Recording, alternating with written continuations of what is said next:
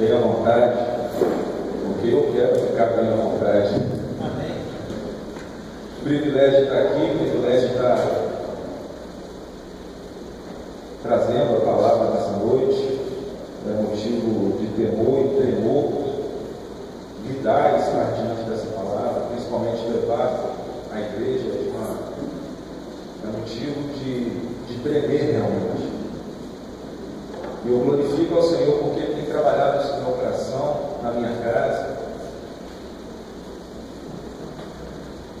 E eu quero me esconder no Espírito Santo nessa noite. Eu não quero de forma nenhuma atrapalhar o culto, eu não quero de forma nenhuma atrapalhar a mensagem. Eu quero que o Espírito Santo flua. Eu quero ser um canal, um simples e mero canal, e que a palavra arde e queima a partir do altar, flua e que faça gerar vida a partir da minha vida, mas que haja mudança, que haja verdadeiramente a manifestação do Senhor nessa noite, em nome de Jesus. Abra sua Bíblia lá na primeira carta de Paulo aos Coríntios.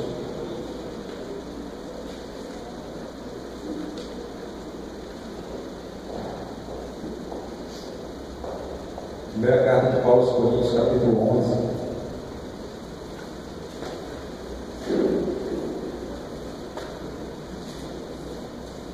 Versículos 23 a 27.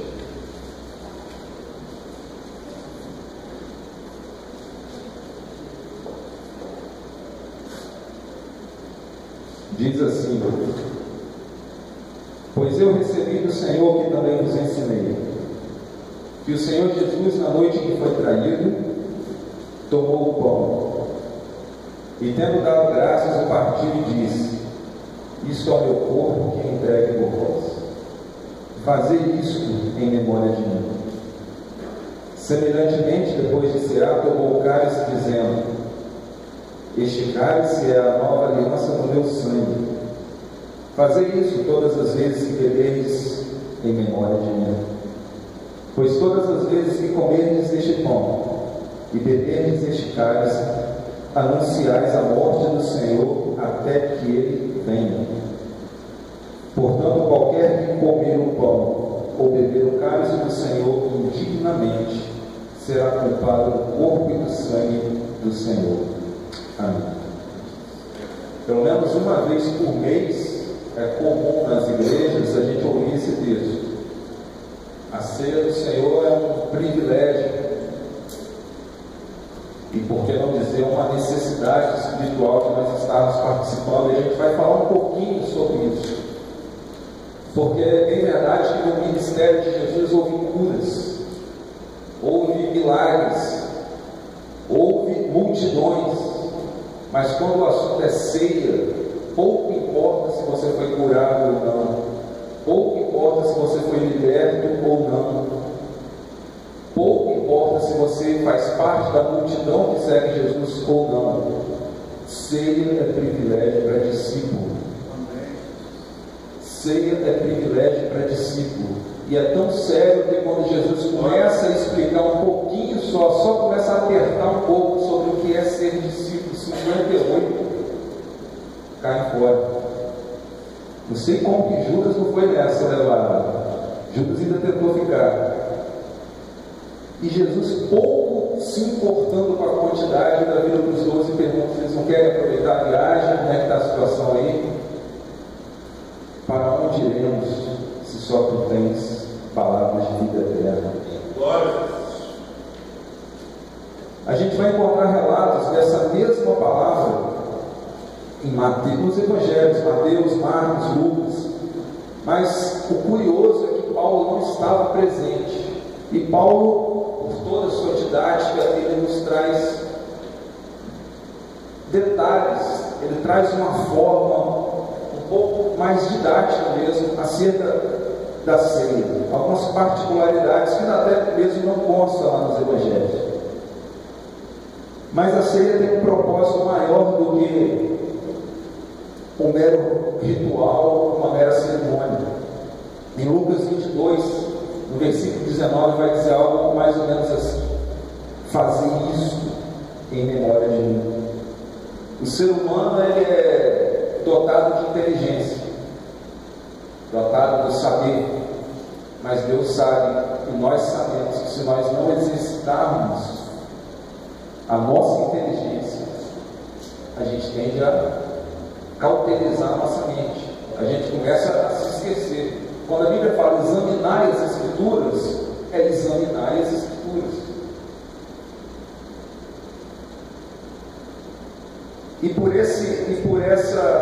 Então, no mínimo, uma vez por mês, nós somos convidados a participar dessa mesa para que não venhamos a nos esquecer que há cerca de 2000 anos atrás, um homem, por amor a nós, se entregou em uma cruz e como um detalhe, em nosso lugar.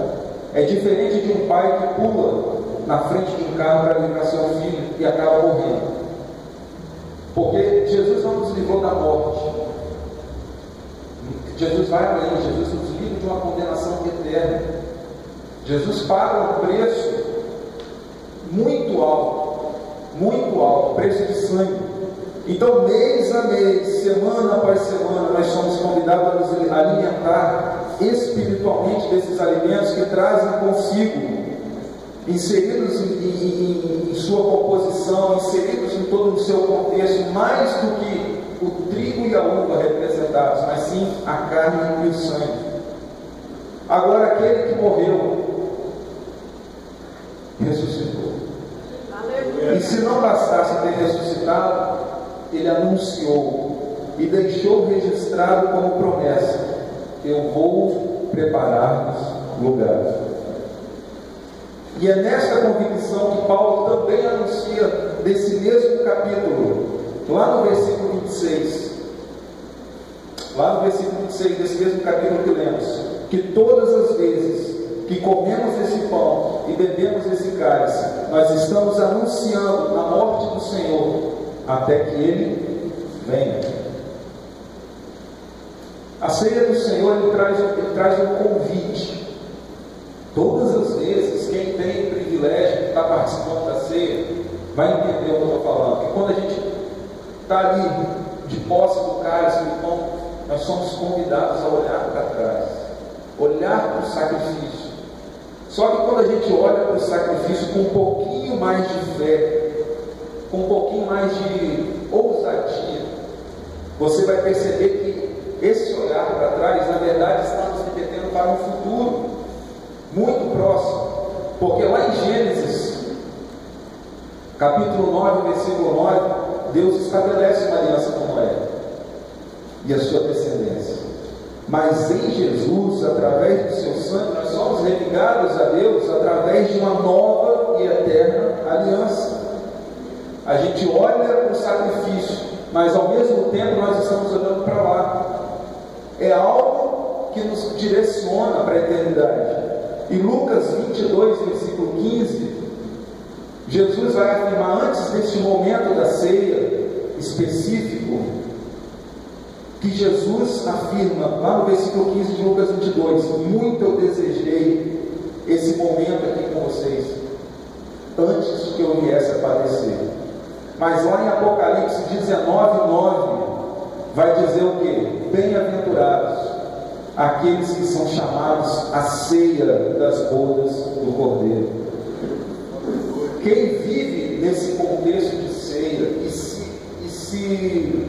sente mais do que privilegiado, mas pela graça de Deus inserido nesse contexto.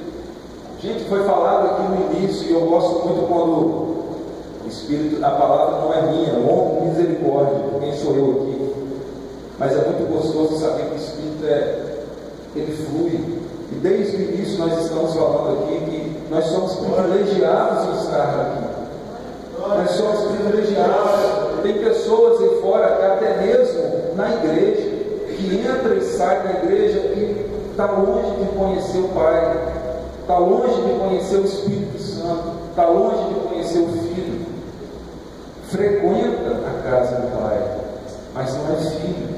Então, quando nós nos enxergamos nesse contexto, é impossível não olhar para trás, enxergar o sangue e esse sangue te levar lá para frente, e nós ansiarmos, assim como Jesus anseia, essa ceia das bodas do Cordeiro. E o que vem simbolizando essa nova aliança?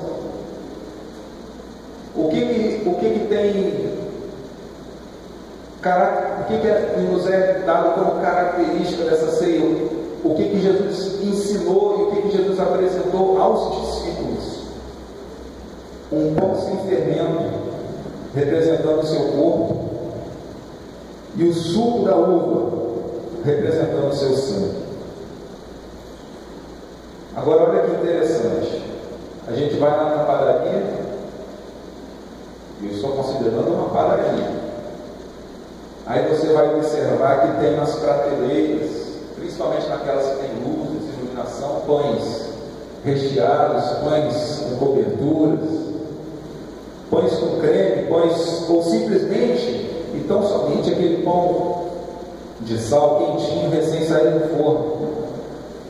Mas se você procurar com um pouquinho mais de paciência, você vai observar que lá mais distante, um pouquinho fora dos holofotes das vitrines, lá no cantinho, o chamado pão sem fermento, frio, sem graça, sem gosto, sem atrativo algum.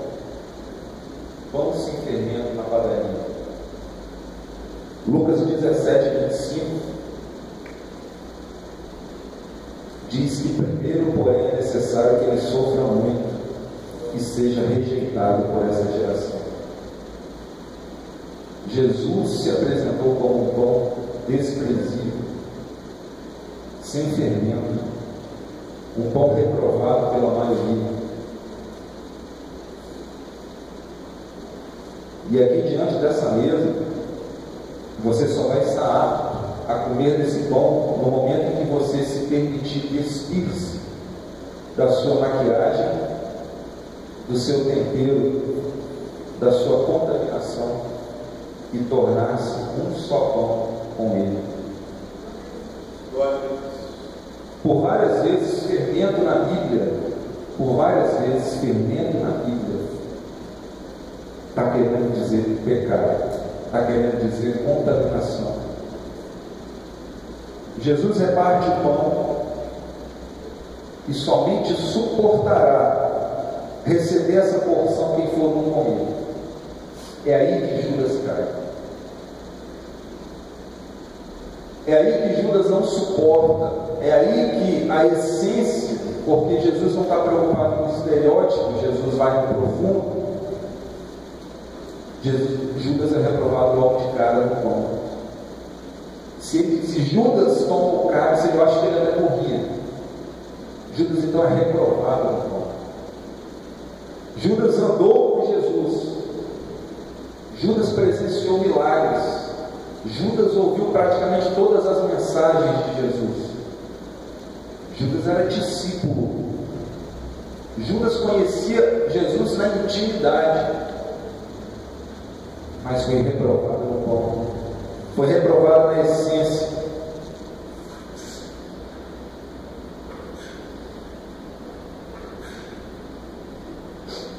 Até o momento em que ele foi confrontado com sua essência. Quando nós estamos frente a frente com Jesus, as máscaras caem.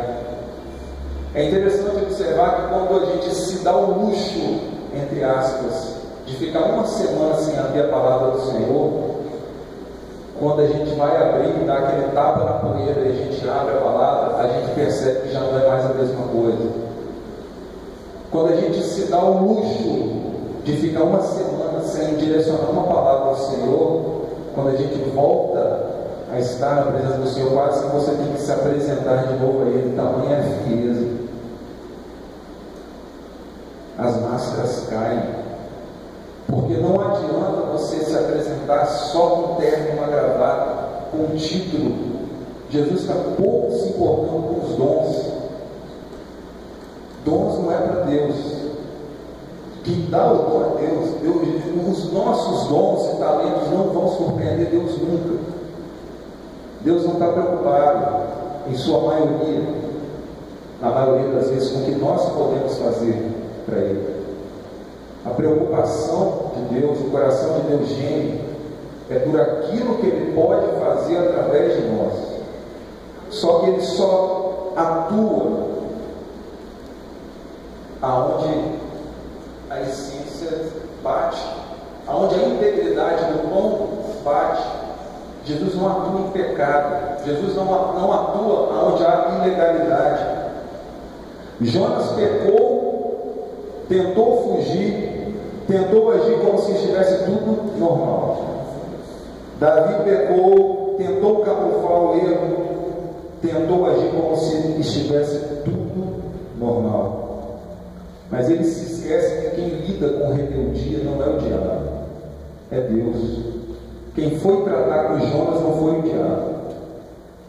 E quando Naamã foi a Davi, Natan, desculpa, minha assessora, ele não foi amando do diabo, foi amando de Deus. E Davi, quando fala, perdoe as minhas transgressões, em outras palavras, ele está falando, perdoe a minha rebeldia, porque só transgride quem conhece. Quem não conhece não tem como transgredir. Por isso que uma coisa é o julgamento do ignorante, outra coisa é o julgamento daquele que conhece o que é certo e o que é verdade, o que é certo e o que é errado. João capítulo 17, de 20 a 21.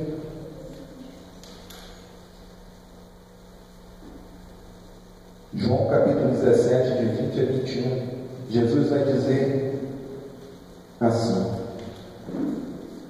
eu não rogo somente por estes, mas também por aqueles que pela sua palavra hão de crer em mim, para que sejam um, como tu, ó Pai, o és em mim e eu em ti, que eles também sejam um em nós, para que o mundo creia que tu me enviaste. Jesus, ele deu toda a atenção a cada elemento e a cada momento da ceia. Para cada elemento houve uma distribuição, para cada elemento houve uma explicação e para cada elemento houve uma oração. Muito cauteloso, muito criterioso, principalmente porque aquilo é sombra daquilo que reflete até os nossos dias e vai se concretizar lá na glória. Agora, quando a gente olha lá na primeira carta de Paulo aos Coríntios, capítulo 5, versículo 7 e 8, quando Paulo fala o seguinte: lançai fora o fermento velho, para que sejais uma nova massa, assim como sois sem fermento. Pois Cristo, nossa Páscoa, foi sacrificado por nós. Pelo que celebremos a festa não com o fermento velho, nem com o fermento da maldade e da malícia, mas com os pães sem fermento da sinceridade e da verdade. Lançai fora o fermento velho. Se nós estamos diante de algo que foi dividido, inteligente que somos, a gente pode pressupor que quando a gente retorna para o inteiro, ele tem que tornar segundo novamente. O que acontece é que Jesus, que é o pão da vida, que é repartido, e nós recebemos dessa porção, e nós nos permitimos, com toda a ciência e conhecimento do que é certo e o que é errado, contaminar essa porção que nós recebemos. E quando ele traz para si novamente, foi o que aconteceu com Judas, não bate, não dá liga. Algo está errado. Não foi esse o pão, não está na integridade a porção que você recebeu. Quando ele retorna para o Senhor, está contaminado. Enquanto nós não nos identificarmos com este pão, nós não vamos suportar o cálice. O pão foi repartido de um só. Se nós não formos um com ele, em essência, o cálice nos matará se bebermos. Se nós não formos um daqueles pedaços de pão repartidos, não suportaremos o peso do cálice. A gente precisa entender que ceia é uma sentença. A gente tem, infelizmente, hoje, as igrejas costumam brincar um pouco com isso, principalmente no que diz respeito à estatística. Prega, quem quer aceitar Jesus, o fulano levantou a mão, opa, entrou para estatística. Mas não há um discipulado, não há um acompanhamento, não há uma oração, não há um investimento em cima daquela pessoa. A pessoa vira uma estatística, virou um número. A pessoa tem que entender que quando ela levanta a mão para aceitar Jesus, ela está levantando a mão para morrer. Isso dificilmente é pregado na hora. Quantos aqui querem morrer essa noite? Eu nunca vi um convite aberto como esse. Porque quando você aceita Jesus, você está abrindo mão de tudo aquilo que você pensa e diz respeito ao que você acha, ao que você tem, ao que você almeja ter. Porque quando você aceita Jesus, você morre para você mesmo, para que Ele possa viver através de você. Eu estava para imprimir esse material, e essa semana, não sei se alguém leu ou se alguém viu, Irã é um dos países que mais persegue cristãos. E para trazer para uma linguagem mais acessível aqui para o nosso meio, a matéria que saiu essa semana na internet é mais ou menos assim: o Ministério Público do Irã, agentes do Ministério de Segurança e Inteligência, invadiram um local armados com pistolas no momento em que era servida a ceia do Senhor. De acordo com testemunhas, foram confiscadas Bíblias e toda a literatura cristã da pequena igreja doméstica. 11 pessoas estavam realizando uma reunião não autorizada. Crime. Dependendo do país, morre. Qual crime? Ceia do Senhor. Para eles lá, foi passível do mundo físico atuar naquele momento, para prender, para confiscar. Mas nós aqui, enquanto essa perseguição física não nos atinge, a assinatura que nós damos para o mundo espiritual, ao tomarmos a ceia, é o seguinte: eu estou com Ele nessa. Se é para morrer, eu estou com Ele nessa.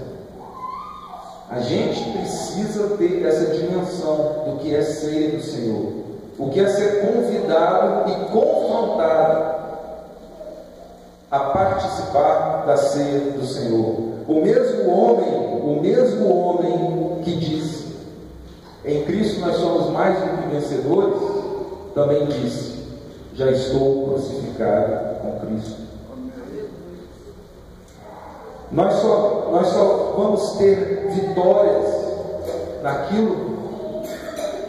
não naquilo que nós fazemos. A vitória é quando Ele faz através de nós. Mas Ele somente vai fazer através de nós quando Ele encontrar em nós a mesma composição daquilo que Ele é: santidade. É como se tivesse que descer seco mesmo. O pão tem que engasgar, tem que gerar algo diferente. A gente não pode se acostumar a entrar e sair por aquela porta. Algo tem que constranger no mais profundo. Primeiro, porque de nós mesmos, nem buscar ao Senhor a gente busca. Espírito Santo que tem que constranger, Espírito Santo que tem que fluir. E se nós brincarmos de nos darmos o luxo de não colocar para fora anunciar no mundo espiritual a nossa decisão, a nossa convicção Deus não vai intervir. E o diabo só está esperando. Quem vai determinar vida ou morte somos nós. Ainda que 50 anos de igreja, ainda que dons de curar, dons de pregar, ressuscitar, isso não arrepia o cabelinho do braço do Pai. Santidade. Como participar sem discernir? Como fazer festa diante de algo tão sério? Festa no sentido literal. Fazer festa mesmo. Não estou querendo dizer que o momento da ceia é um momento triste. É um momento de privilégio. É um privilégio. Estarmos aqui é um privilégio. Podermos cultuar o Senhor nesse país por enquanto tem sido um privilégio. Lembro de uma vez que eu li uma matéria acerca dos países que sofrem perseguição, ou das igrejas que sofrem perseguição em determinados países, mais precisamente lá na China. E essa missionária falou o seguinte: parem de orar por nós aqui na China. Nós é que estamos orando por vocês aí no Ocidente.